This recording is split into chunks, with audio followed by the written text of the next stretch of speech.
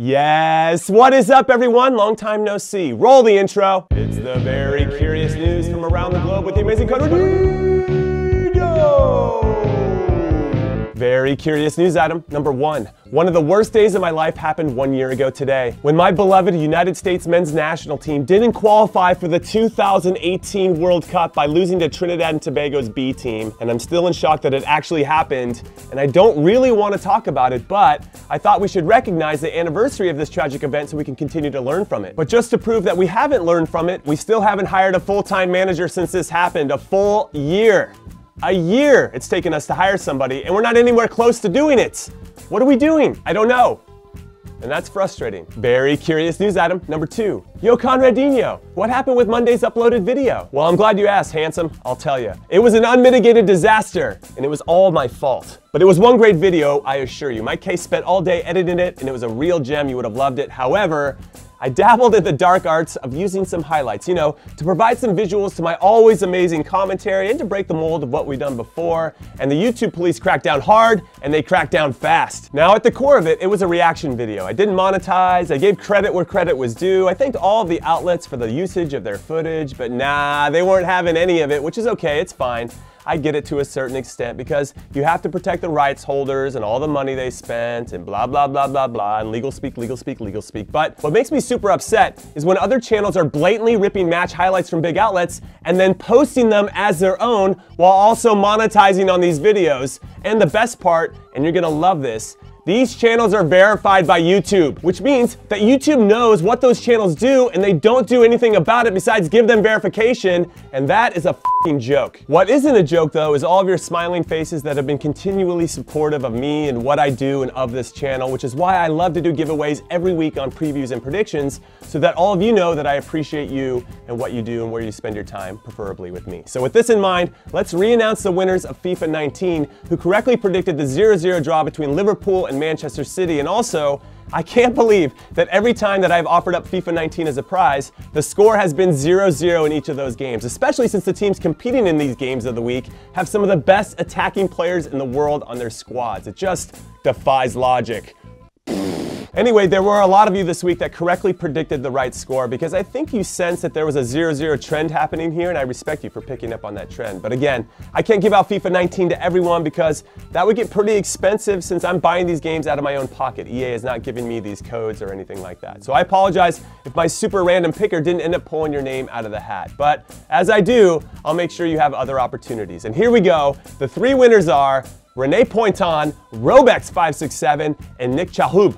I think I said that right. So be on the lookout for a message from me soon, and congrats. Very curious news item number 3. There are 3 big coaching moves that we need to talk about. And the first one is about Thierry Henry, who looks set to join Aston Villa for his first ever full-time managerial job, but now he seems to have backed away so that he can join AS Monaco instead, the club where he began his professional career. So that makes a little bit of sense. And who, according to sources on the internet, look to be ready to sack current manager Leonardo Jardim. Which is a shame because I'm a big Jardim fan. He led the club to the league title in 2017, which was their first league title since 2000, and he also got them to the Champions League semifinals in 2017 as well, which is no small feat. And he helped in the development of Kylian Mbappe, Thomas Lemar, Bernardo Silva, and Benjamin Mendy, among others, who have all been sold over the last few seasons and not properly replaced. So I think Jardim is getting a bit of a raw deal here. With that said, I am interested in seeing how Henry does as a manager, so I'm not totally against the move, though I feel the pressure and expectations will be higher at Monaco than at Aston Villa, so we'll see how this all plays out. The second coaching move involves one of my former clubs in MLS, the San Jose Earthquakes, getting Matias Almeida as their manager, which is a huge move for a team that has struggled in recent years, and here's why. In his first coaching job, Almeida got River Plate promoted and back into the Argentine First Division. Then his second job consisted of him taking another Argentine club, this time named Banfield, and getting them promoted. Then he took over at Chivas Guadalajara and helped them escape the relegation zone and win their first trophy in 9 years with their capture of their domestic cup competition called the Copa MX in 2015. Then 2 years after that, he helped them capture the double, the league, and the cup to win their first league title in 11 years. And then he led them to their first international trophy in 56 years when they won this past year's CONCACAF Champions League. So in summation, this guy knows what he's doing. So I wonder if he needs a gringo as an assistant.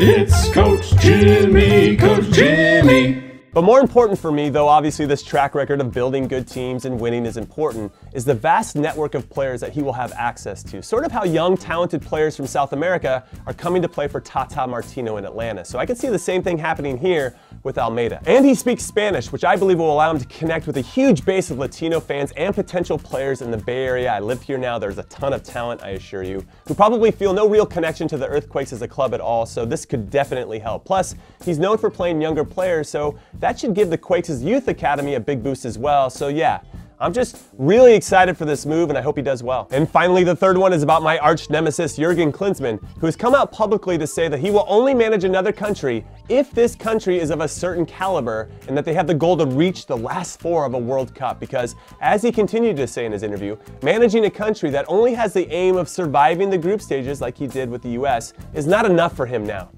Oh God, wait. So let me get this straight, Jurgen. You want to take over a team that already has the potential and quality and talent to get to a World Cup semifinal? Yeah, so do I. Where do I sign up for that? Because then I wouldn't have to do any coaching whatsoever because they'll already be super good. And then I would hire Yogi Love to be my assistant, and then I would let him do any of the work that was needed, and then I can take all the credits. And this actually is a genius plan. I love you, Jurgen Klinsmann, for sharing these ideas. Can we be friends? Very curious news, Adam. Number 4, Raheem Sterling to Real Madrid? Like, really? Now, I know he said back in December of last year that he would be interested in playing in Spain, but is Madrid the best fit for him? Does he really want to compete with Karim Benzema to see who can miss the easiest chances? And if you're Madrid, wouldn't you rather keep the money that you would spend on him and invest it into getting maybe Eden Hazard or Kylian Mbappe or Neymar instead?